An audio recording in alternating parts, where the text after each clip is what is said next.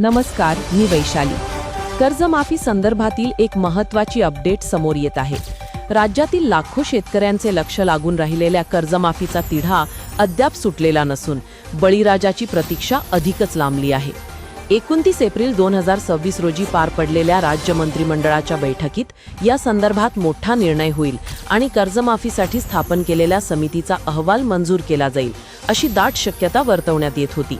मात्र या मंत्रिमंडळ बैठकीत ना अहवाल सादर झाला ना कर्जमाफीला मंजुरी मिळाली। यामुळे पुन्हा एकदा राज्यातील शेतकऱ्यांमध्ये चिंतेचे आणि संतापाचे वातावरण निर्माण झाले आहे। शासनाने यापूर्वी 30 सप्टेंबर 2025 पर्यंत थकबाकीदार असलेल्या शेतकऱ्यांचे 2 लाख रुपयांपर्यंतचे कर्ज माफ करण्याची आणि नियमित कर्ज भरणाऱ्यांना 50,000 रुपयांचे प्रोत्साहनपर अनुदान देण्याची घोषणा केली होती। मात्र आता यामध्ये निकषांचा मोठा पेच निर्माण झाला आहे।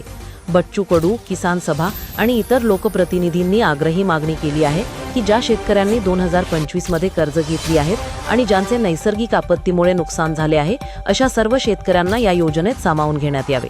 सद्यस्थितीत ही कर्ज ना नियमितमध्ये मोडतात ना थकबाकीदारमध्ये, त्यामुळे हे नुकसानग्रस्त शेतकरी योजनेपासून वंचित राहण्याची भीती व्यक्त केली जात आहे।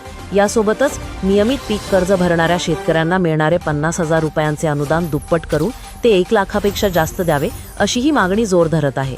याच विविध मागण्या आणि निकषांमधील बदलांच्या प्रक्रियेमुळे कर्जमाफीचा अंतिम अहवाल मंत्रिमंडळासमोर मांडण्यास विलंब होत असल्याचे दिसत आहे।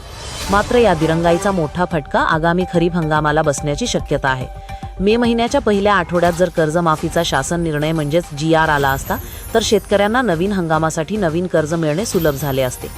आता शासनाने हा अहवाल तातडीने सार्वजनिक करावा आणि शेतकऱ्यांच्या सूचना विचारात घेऊन पुढील मंत्रिमंडळ बैठकीत याला अंतिम मंजुरी द्यावी हीच प्रमुख मागणी आहे, जेणेकरून खरीपाच्या तोंडावर शेतकऱ्यांना मोठा आर्थिक आधार मिळेल। या संदर्भातील प्रत्येक नवीन अपडेट आम्ही तुमच्यापर्यंत वेळोवेळी पोहोचवत राहू। मी वैशाली आणि आमची संपूर्ण टीम तुमच्यासाठी अशाच महत्त्वाच्या बातम्या घेऊन येत राहू। धन्यवाद।